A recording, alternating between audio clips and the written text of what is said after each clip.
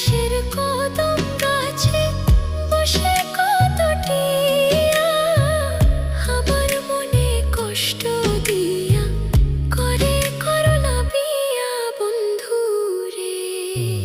কি অপরাধ পাইয়া